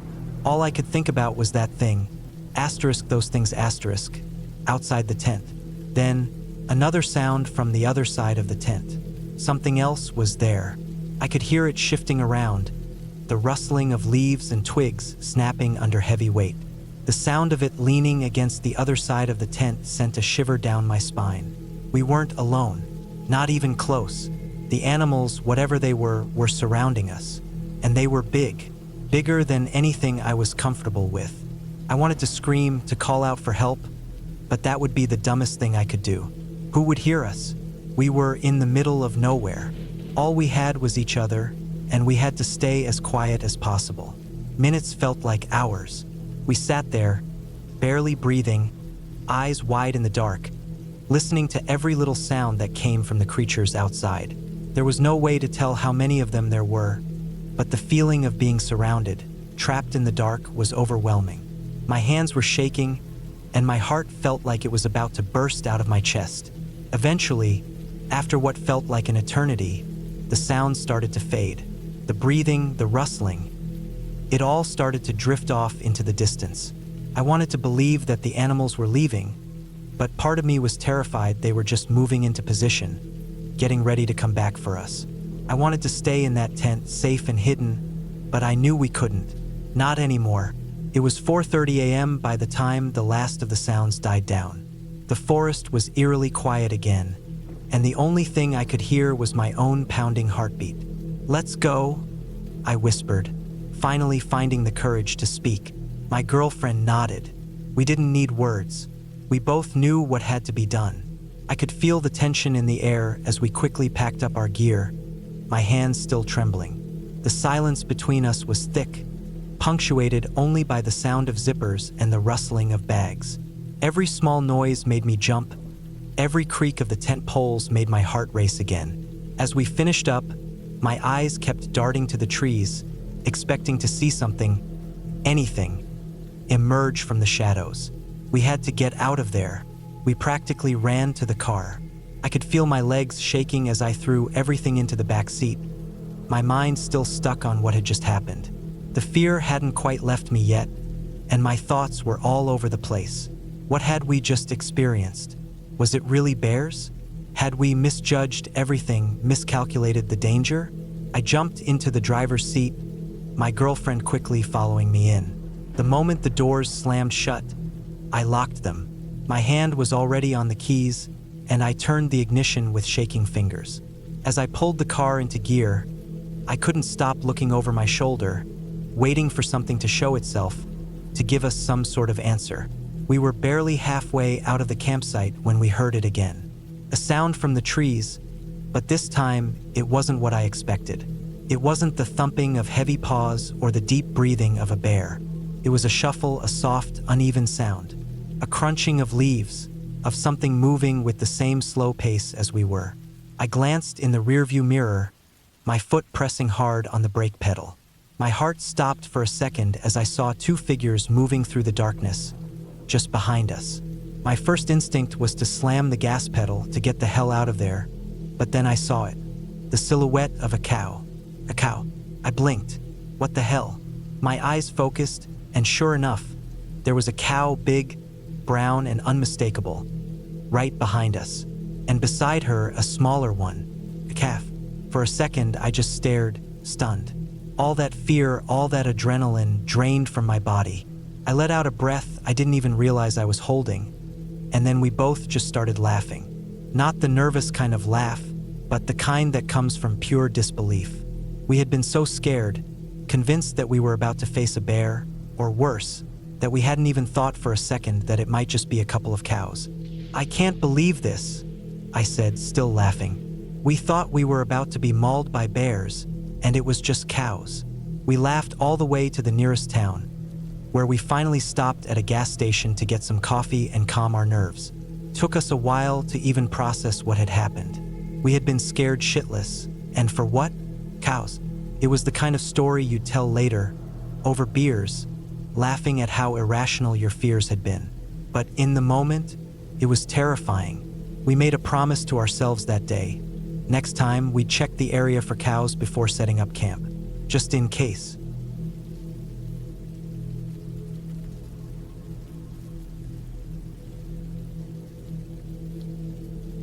I've always been someone who liked to explore, especially places where other people wouldn't dare go. The wooded area near my high school was the kind of place that had that feeling, like you should avoid it, but you're drawn to it anyway. It wasn't that big, but enough that you could lose yourself for a while if you wandered far enough in. I had walked through there countless times, always by myself, never really seeing much of anything that stood out. It was the kind of place you'd expect to hear the usual forest sounds, birds chirping, the occasional rustle of leaves. But one day something changed, started like any other day. I was walking through the woods after school, just killing time before I had to head home. I was bored, and these woods were peaceful enough. Nothing to worry about, nothing to really think about. It was the usual route, just a dirt path leading through the trees, with an occasional clearing where the sun hit the ground in patches. Nothing special. At least I thought so. That was until I saw the mirrors.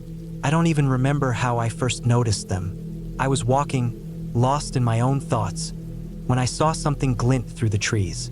At first, I thought it was just the sun reflecting off some random object, maybe a piece of old trash or something, but it caught my attention. It was too perfect, too still. I didn't know what it was at first. But then, as I got closer, I saw the shape. A mirror. Not one, but two, maybe three. The mirrors were weird.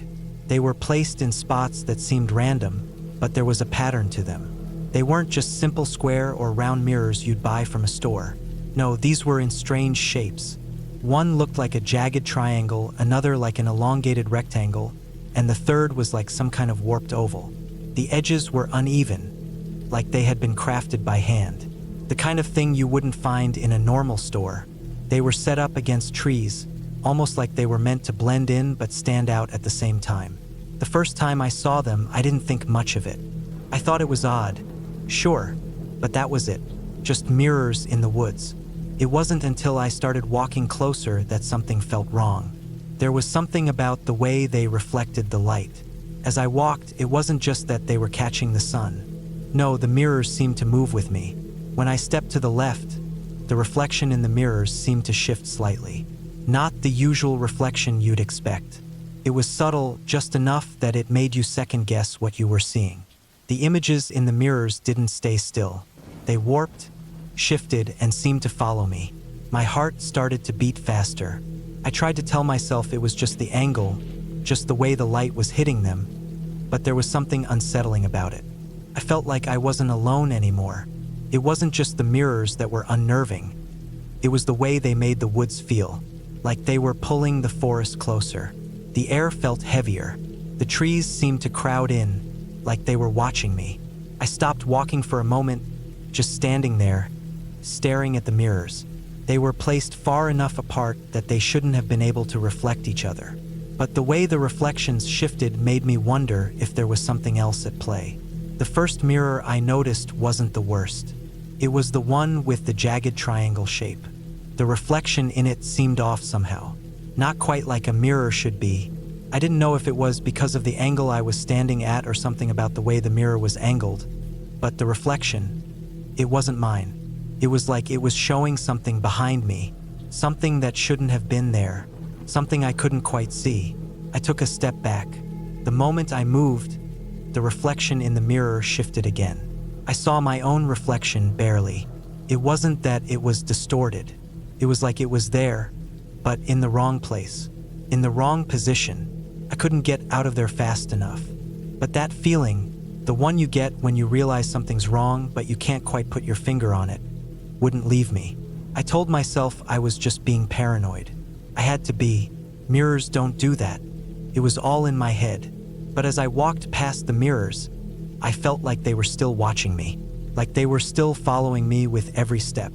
The next few times I walked through the woods, I couldn't stop thinking about those mirrors. I couldn't shake the feeling that they were still there, waiting. I tried to tell myself I was being irrational, that there was nothing to worry about, but the thought that I wasn't alone out there kept creeping back into my mind. So I went back. I didn't go immediately. It was a few days later. I wanted to see if my mind had been playing tricks on me, if maybe the mirrors weren't really as strange as I thought. I had to see them again to make sure I wasn't just imagining things.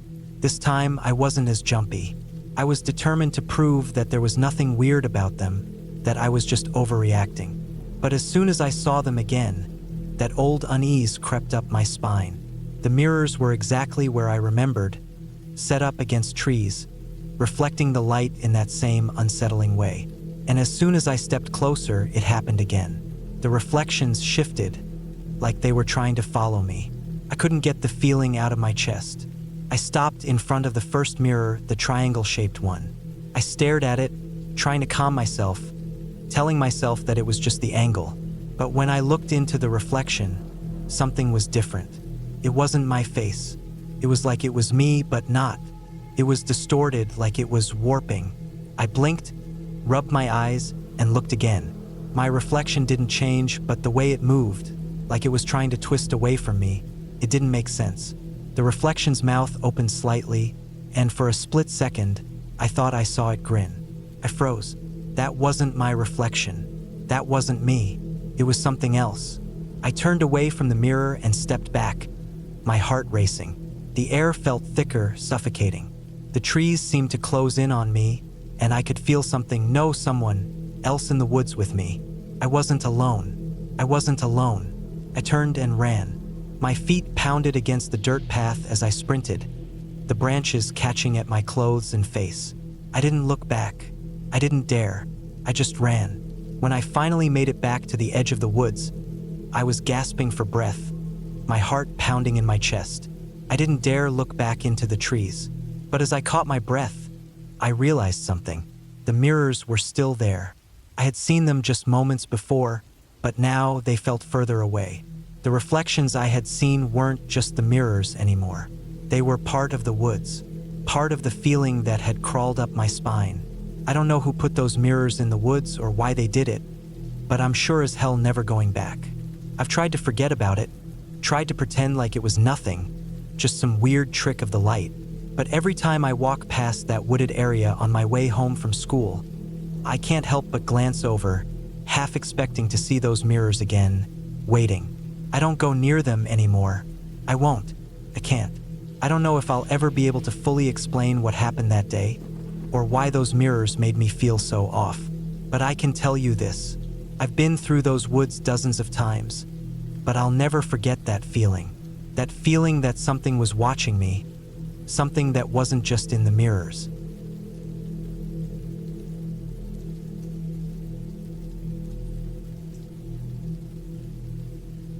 It was one of those crisp Christmas Eves when everything seemed just a bit more magical, and the air carried that fresh winter chill.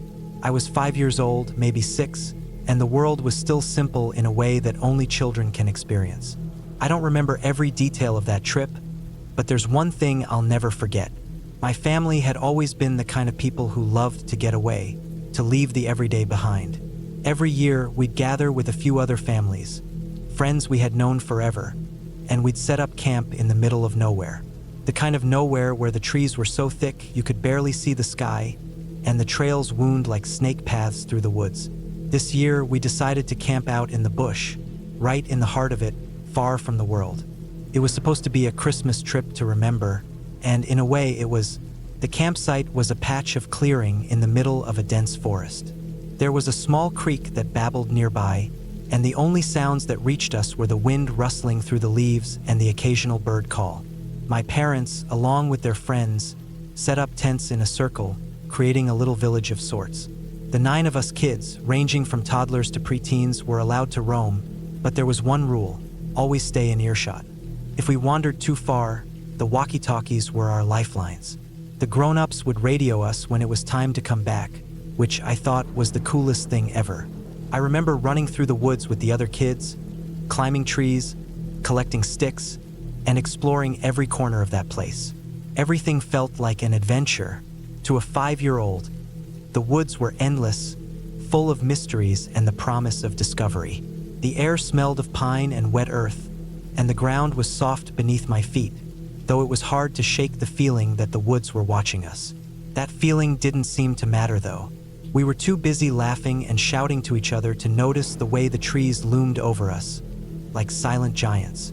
It was probably late afternoon when the walkie-talkie crackled to life, the sudden noise breaking the carefree chatter of the group. We were a little ways from the campsite, meandering through the trees, when the voice came through, crisp and clear. "Hey there, kids," the voice said. It was a man's voice, deep, almost gravelly, but still carrying a strange cheerfulness. "This is Santa. I've been looking for you all day. I've got some presents for you, but I need you to come find me. Can you do that?" We all froze. For a moment, there was nothing but silence, and then the collective breath of 9 kids rushing to speak at once. Santa? Was it really him? We were far away from our parents, but none of us were scared. We had grown up with the stories, the Christmas traditions. Santa Claus was a part of our world. The voice was a little different, but maybe it was just the static of the walkie-talkie. We didn't question it. Without thinking, we started running back toward the campsite. The excitement buzzed through us like an electric current. Santa had found us. He was out there in the woods, waiting for us to find him. I remember the joy on everyone's face.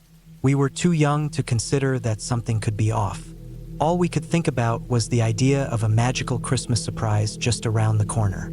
By the time we reached the campsite, the adults were standing in a small huddle. There was an unusual tension in the air, and it hit me then that they weren't as excited as we were. In fact, they looked concerned. My parents and the other adults exchanged quick, worried glances. The walkie-talkie was immediately taken from us, and we were told, without much explanation, that we weren't allowed to wander anymore. We were to stay by the campsite for the rest of the trip.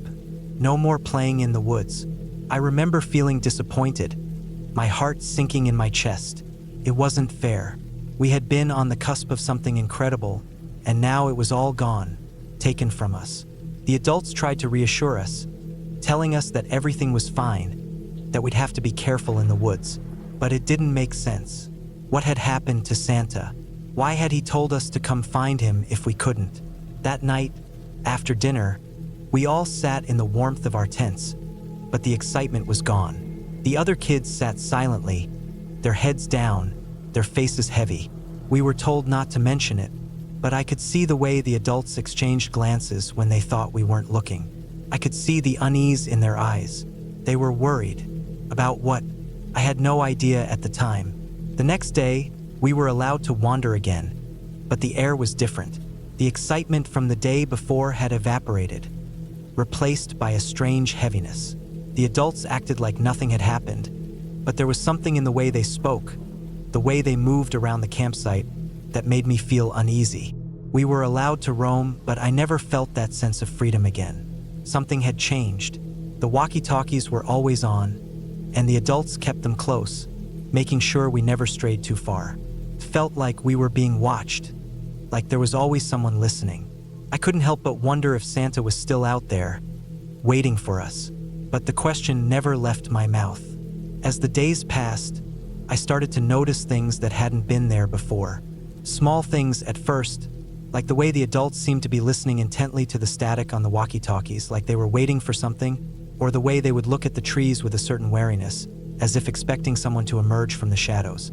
It made me nervous, but I didn't have the words to express why. We finished our trip without incident, though the magic of Christmas seemed to be gone. On the drive home, I remember staring out the window, wondering about that man's voice. Who was he? Why had he called us? Why had he sounded so real? But none of the adults ever spoke about it, and eventually the memory faded into the background of my childhood. It was just one of those things that you couldn't explain, so you tried to forget. It wasn't until I was much older that I started to understand the seriousness of what had happened. That voice, it had been too clear, too direct, and too familiar with us. There had been no reason for a stranger to be using the walkie-talkie. No reason for a man to claim he was Santa, especially not out there, in the middle of the woods, miles away from any kind of civilization. I couldn't help but feel that we had been watched, that someone had been out there, listening, waiting for the perfect moment to speak to us. Looking back now, as an adult, the whole thing sends a chill down my spine.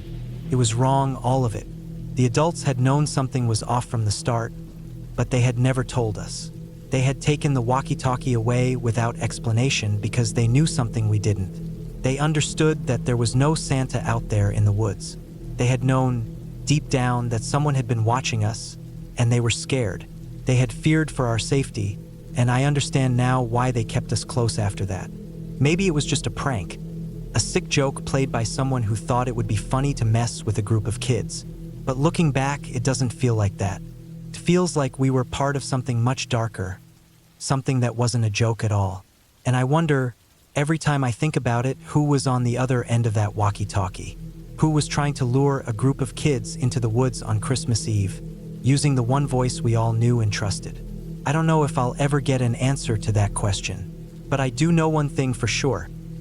I'll never forget the feeling of hearing that voice, coming through the static, calling us to come closer. And I'll never forget the way the adults looked at each other, eyes wide with fear, after we ran back to camp, excited and oblivious. They knew something we didn't. They knew we had been too close to something dangerous, something real. So maybe that Christmas didn't turn out as magical as we thought it would. But it taught me something about the woods, about the people around us, and about the way things aren't always what they seem.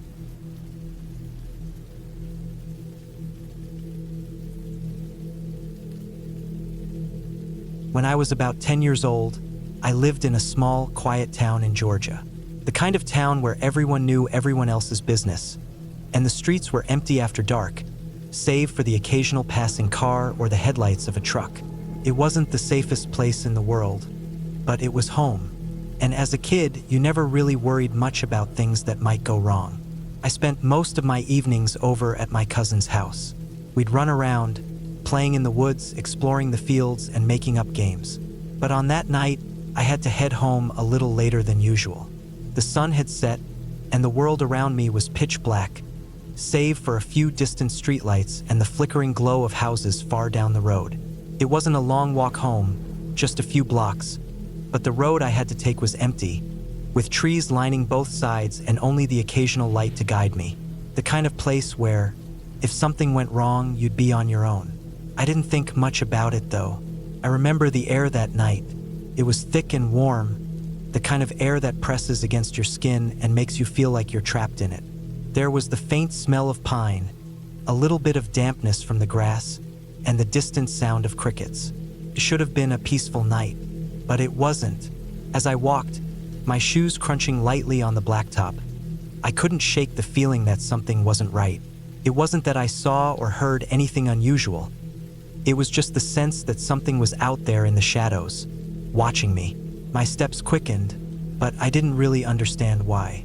I was a kid, and kids often have these weird feelings when they're walking alone in the dark. It wasn't until I was halfway down the road that I tripped. At first, I thought it was just a rock or a crack in the pavement, but when I hit the ground, something soft gave way underneath me. Something warm. I gasped, pulling myself up quickly, my hands scraping against the rough asphalt. And that's when I heard it, the scream. It was like nothing I had ever heard before, a shrill, gut-wrenching sound that seemed to cut through the air like a knife. It was high-pitched, almost frantic, but there was something haunting about it. I could feel my heart stop in my chest. I couldn't see what it was, but I could hear its struggle, its breathing coming fast and sharp. It wasn't like a person at all. It was an animal, and I realized then that it was much closer to me than I had thought.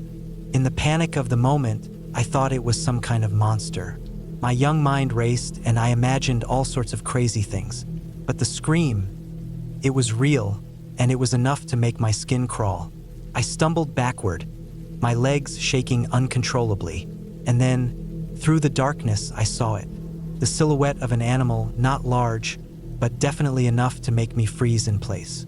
I couldn't make out the details at first, but I could see it was low to the ground, and it was moving in a way that felt unnatural, almost frantic. It was like it was trying to get away from me, but it wasn't sure how. I remember my eyes going wide with fear, my breath catching in my throat. I didn't know what to do. It was too dark to make out anything clearly, and all I could hear was the sound of its panicked breathing and the rustling of leaves as it shifted. I took another step back, my foot scraping against the asphalt as I tried to keep my balance. And then it screamed again. This time, I felt the vibration in my chest, the scream so loud and piercing it seemed to rattle my bones. Couldn't move, couldn't think. It was like time had stopped. My brain was telling me to run, but my legs felt like they were glued to the ground. My body was frozen in terror.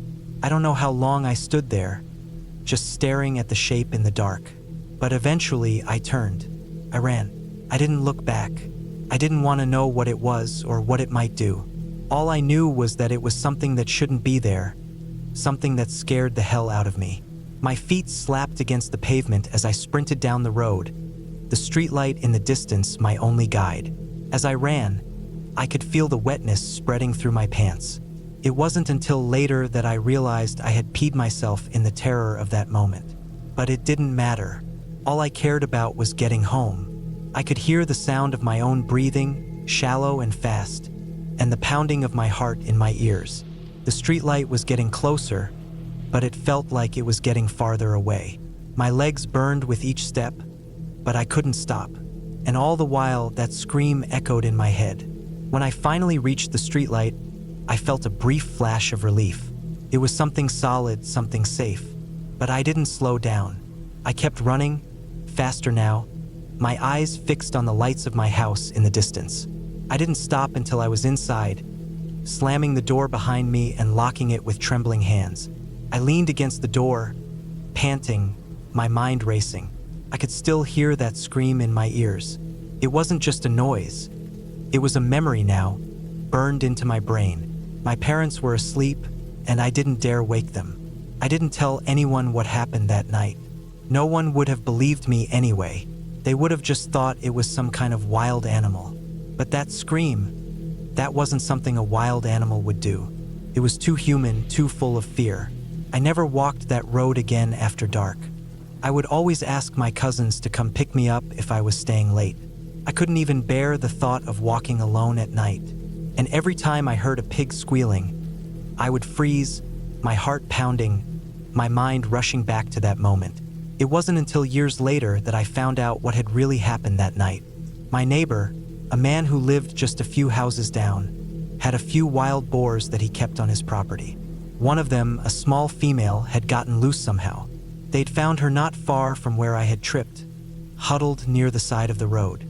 She was injured, probably from some kind of struggle, and she'd been trying to crawl away when I came across her. The scream I heard was hers. She had been scared, disoriented, and in pain, and it came out as a sound I will never forget. It wasn't some monster or creature from a storybook. It was just an animal alone and terrified. But in that moment, I didn't know that. All I knew was that something in that darkness was waiting for me, something that would have taken me if I hadn't run. And to this day, I still don't walk alone in the woods after dark. Not because I fear ghosts or creatures from the unknown, but because there are real dangers out there, and sometimes they're much closer than we realize.